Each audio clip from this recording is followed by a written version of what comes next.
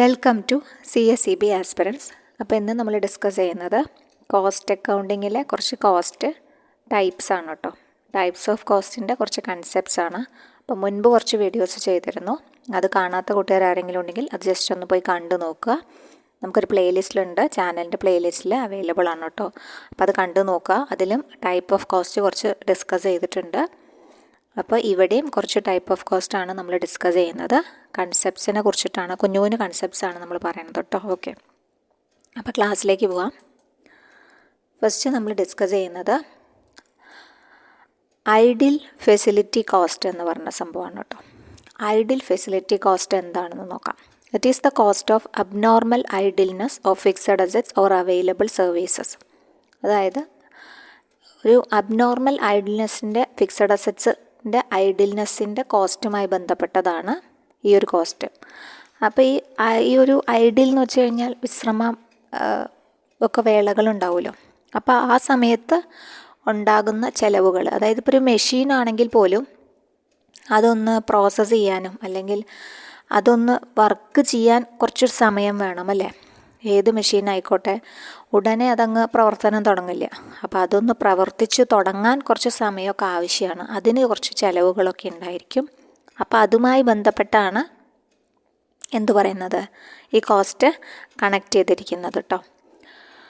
അപ്പോൾ അതാണ് idle facility cost എന്നതുകൊണ്ട് ഉദ്ദേശിക്കുന്നത്. അതൊരു അബ്നോർമൽ ഐഡിൽനെസ്സാണ്.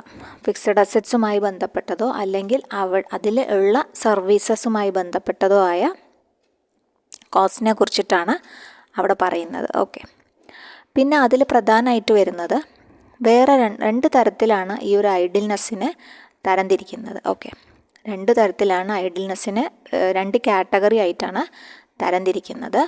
അപ്പോൾ അതിൽ ഒരു കാറ്റഗറി പറയുന്നത് എന്താണെന്ന് വെച്ച് കഴിഞ്ഞാൽ, ഐഡിൽ ടൈം എന്ന് വെച്ചാൽ is the time when employees are in being productive അല്ലാത്ത സമയം എന്നാണ് പറയുന്നത്. ഐഡിൽ ടൈം എന്ന് പറഞ്ഞു കഴിഞ്ഞാൽ എംപ്ലോയീസ് ആരും പ്രൊഡക്റ്റീവ് അല്ലാത്ത സമയം, but are still being paid. പക്ഷേ അവിടെ പെയ്ഡ് കൊടുക്കണം അല്ലേ. അവർ പ്രൊഡക്റ്റീവ് അല്ല എന്ന് വിചാരിച്ചിട്ട് അവർക്ക് അപ്പോൾ പേ കട്ടാക്കാൻ പറ്റുമോ? ഇല്ല. ഒഴിവ് വേളകളാണെങ്കിലും അല്ലെങ്കിൽ വിശ്രമവേളകളാണെങ്കിലും അവർക്ക് പെയ്ഡ് തന്നെയാണ്. അതേപോലെ തന്നെയാണ് മെഷീൻ്റെ കേസും. മെയിൻ്റനൻസ് ഒക്കെ ഉണ്ട്, പക്ഷേ ചിലത് പ്രവർത്തനം ഇല്ലാത്ത സമയങ്ങളുണ്ടാവും. എല്ലാ സമയവും എല്ലാ മെഷീനും ഒരുപോലെ പ്രവർത്തിക്കുമോ? ഇല്ല. അപ്പോൾ അതാണ് പറയുന്നത്. There are 2 types of idle time ഉണ്ടായിരിക്കും. നോർമൽ ഐഡിൽ ടൈമുണ്ട്, അബ്നോർമൽ ഐഡിൽ ടൈമുണ്ട് കേട്ടോ. നോർമൽ ഐഡിൽ ടൈം കോസ് ചെയ്യുന്നത് ഫാക്ടേഴ്സ് മാനേജ്മെൻറ്റ് കനോട്ട് കൺട്രോൾ. നമുക്ക് കൺട്രോൾ ചെയ്യാനൊന്നും പറ്റില്ല. Such as the amount of time it takes to set up ചെയ്യാനും ഒരു മെയിൻറ്റെയിൻ ചെയ്യാനും ഒക്കെ ഉള്ള സമയമാണ് ഈ നോർമൽ എന്ന് പറയുന്നത്. അതുപോലെ തന്നെ അബ്നോർമലായ കേസസും ഉണ്ടായിരിക്കും. അപ്പോൾ അതുമായി ബന്ധപ്പെട്ടുള്ള ചിലവുകളാണ് ഇവിടെ പറയുന്നത്. ഓക്കെ, അതാണ് ഐഡിൽ ഫെസിലിറ്റി കോസ്റ്റുമായി ബന്ധപ്പെട്ട് വരുന്നത്. ഓക്കെ, ഇനി അടുത്തത് വരികയാണെങ്കിൽ നോർമൽ കോസ്റ്റാണ്. Normal cost is the cost which is normally incurred at a given level of output in the conditions in which that level of output is normally attained. It is a part of cost of പ്രൊഡക്ഷൻ്റെ ഭാഗമായിട്ട് വരുന്നതാണ് normal cost, സാധാരണ cost അല്ലേ. Normally incurred ഒരു given level of ഔട്ട്പുട്ടിന് വേണ്ട ചിലവ്. Okay, ഇനി അടുത്തത് വരുന്നത് അബ്നോർമൽ കോസ്റ്റാണ്. അബ്നോർമൽ കോസ്റ്റ് എന്ന് പറഞ്ഞാൽ it is the cost which is not normally incurred at a given level of output in the conditions in which that level of output is normally attained. It is not included in the cost of production but charged to the costing profit and loss അക്കൗണ്ടിൽ എന്നാൽ charge ചെയ്യും. കാരണം അത് normally ഒരു given level of ഔട്ട്പുട്ടിൻ്റെ കണ്ടീഷൻസിൽ നിന്ന് attain ചെയ്യുന്നതിനേക്കാളും ചിലവ് വരും. അതാണ് അബ്നോർമൽ കോസ്റ്റ് എന്ന് പറഞ്ഞു കഴിഞ്ഞാൽ. പിന്നെ കൺട്രോളബിൾ ഉണ്ട്. കൺട്രോളബിൾ കോസ്റ്റ് എന്ന് പറയുമ്പോൾ these are cost which can be influenced by the action of a specified member of an undertaking. ഒരു സ്പെസിഫൈഡ് മെമ്പർ ഓഫ് ആൻ അണ്ടർടേക്കിങ്ങിൻ്റെ ആക്ഷൻ മൂലം ഇൻഫ്ലുവൻസ് ചെയ്യപ്പെടുന്ന ചിലവുകൾ. Okay, that cost can at least be partly within the control of the management. അത് എവിടെയാണ്?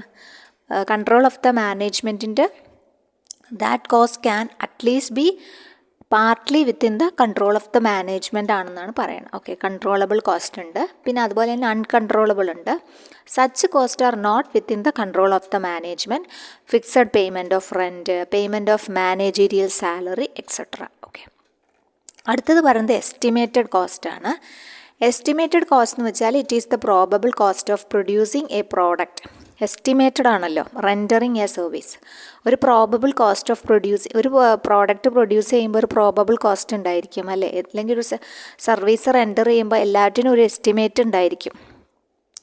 Estimate of cost of product is prepared on the basis of actual cost incurred in similar job. അതായത് സാധാരണ അതുമായി ബന്ധപ്പെട്ട ജോലികൾക്ക് incurred ചെയ്ത ഒരു actual കോസ്റ്റുമായി compare ചെയ്തിട്ടാണല്ലോ നമ്മളൊരു എസ്റ്റിമേറ്റഡ് കോസ്റ്റ് ഡിസൈൻ ചെയ്യുക. അപ്പോൾ അതായത് ഇപ്പോൾ നമ്മൾ ഒരു യാത്ര പോവുകയാണ്, അപ്പോൾ അല്ലെങ്കിൽ ഒരു സാധനം വാങ്ങുകയാണ്, അപ്പോൾ നമ്മൾ ഒരാളോട് ചോദിക്കുക അല്ലേ, നിങ്ങൾ വാങ്ങിച്ചപ്പോൾ ഈ സാധനത്തിന് എന്തായി, അല്ലെങ്കിൽ ഈ കടയിൽ എത്രയായി. അപ്പോൾ വേറൊരു കടയിൽ പോയി ചോദിക്കുമ്പോൾ അതിൻ്റെ ഡിഫറൻസ് മനസ്സിലാവും. നമ്മളെ പറ്റിക്കുകയോ അല്ലെങ്കിൽ അതറിയാൻ വേണ്ടിയിട്ടാണ്. അപ്പോൾ നമുക്കൊരു എസ്റ്റിമേറ്റ് ഉണ്ട്. നമ്മൾ ഇത് സാധനം ഒരാളോട് ചോദിച്ച് നമ്മൾ കൺഫേം ചെയ്ത് പോകുമ്പോൾ നമ്മൾ ഇത്ര സാധനം ഇത്ര രൂപയ്ക്കാവും. അപ്പോൾ ആ ഒരു എസ്റ്റിമേറ്റും കൂടെയാണ് നമ്മൾ പോണത്. ഓക്കെ, അപ്പോൾ അതാണ് എസ്റ്റിമേറ്റ്. അങ്ങനെ ഒരു കോസ്റ്റ് ഉണ്ടായിരിക്കും. And taking into account the likely changes in the material cost, labour cost and overhead expense, ഇതെല്ലാം ഇൻക്ലൂഡ് ചെയ്തിട്ടാണ് ആ സിമിലർ ജോബിന് എന്തെല്ലാം ആവശ്യമാണോ അതൊക്കെ ഇൻക്ലൂഡ് ചെയ്തിട്ടുള്ള ഒരു എസ്റ്റിമേറ്റഡ് കോസ്റ്റ് ഉണ്ടായിരിക്കും. അതുപോലെ തന്നെ budgeted cost. These are the estimates of expenditure for different phases of business operations such as manufacturing, administration, sales, research and development ബന്ധപ്പെട്ടിട്ടുള്ള എസ്റ്റിമേറ്റ്സ് എക്സ്പെൻഡിച്ചർ ഡിഫറെൻറ്റ് ഫേസസ് കടന്നു പോകുന്നതാണ് ബഡ്ജറ്റഡ് കോസ്റ്റ് എന്ന് പറയുന്നത്. ഓക്കെ, പിന്നെ standard costing എന്താണ്? Standard costing വരുന്നത് ഒരു predetermined cost based on a technical estimate, ഒരു technical estimate for materials in labour and overhead for a selected period of time and for a prescribed set of working conditions. അതിൻ്റെ ഉള്ളിലുള്ള ഒരു pre determined കോസ്റ്റാണ് എന്ത്, standard costing എന്ന് പറഞ്ഞാൽ. ഒരു selected period of ടൈമിൽ prescribed set of working കണ്ടീഷൻസിൽ ഒരു predetermined cost base ചെയ്യുന്നത്, അതാണ് സ്റ്റാൻഡേർഡ് കോസ്റ്റിംഗ് എന്നത് കൊണ്ട് ഉദ്ദേശിക്കുന്നത്. അപ്പോൾ standard costing means predetermined cost based on a technical estimate for materials, labour and overhead. ഈ എലമെൻറ്റ്സ് ഓഫ് കോസ്റ്റ് ആണ് ഇതെല്ലാം കേട്ടോ. Materials, labour and overhead എന്ന് പറഞ്ഞാൽ ഇതെല്ലാം എലമെൻറ്റ്സ് ഓഫ് കോസ്റ്റ് ആണ് for a selected period of time and for a prescribed set of working conditions. അതാണ് standard costing എന്ന് പറഞ്ഞാൽ. പിന്നെ അടുത്ത് നമ്മൾ നോക്കാൻ പോകുന്നത് കോസ്റ്റിൻ്റെ എലമെൻറ്റ്സ് എന്തൊക്കെയാണെന്നാണ്. Okay, understanding the elements of cost is essential for accurately determining the total expenses involved in producing goods or providing services. These cost are divided into 3 main categories. 3 main categories ആയിട്ട് തിരിക്കുകയാണ്. Material cost, labour cost, പിന്നെ അതുപോലെ തന്നെ over head cost കേട്ടോ. ഇങ്ങനെയാണ് കോസ്റ്റിൻ്റെ എലമെൻസിനെ 3ആയിട്ട് തരംതിരിക്കുന്നത്. അപ്പോൾ അതിൽ material cost എന്ന് വെച്ചാൽ material cost refers to the expenses for raw materials or supplies needed for production ആവശ്യമായ റോ മെറ്റീരിയൽസും അതിൻ്റെ ചിലവാണ് എന്ത്, മെറ്റീരിയൽ കോസ്റ്റ് എന്നതുകൊണ്ട് ഉദ്ദേശിക്കുന്നത്. These are the basic inputs that directly go into creating the final product create ചെയ്യാൻ ആവശ്യമായ basic inputs ആണ് ഏത്, മെറ്റീരിയൽ കോസ്റ്റ് എന്ന് പറയണത്. ഓക്കെ, അപ്പോൾ material cost refers to the expenses for raw materials or supplies needed for production. These are the basic inputs that directly go into creating the final product. അതാണ് material cost. പിന്നെ അടുത്തത് labour cost എന്താണെന്ന് നോക്കാം.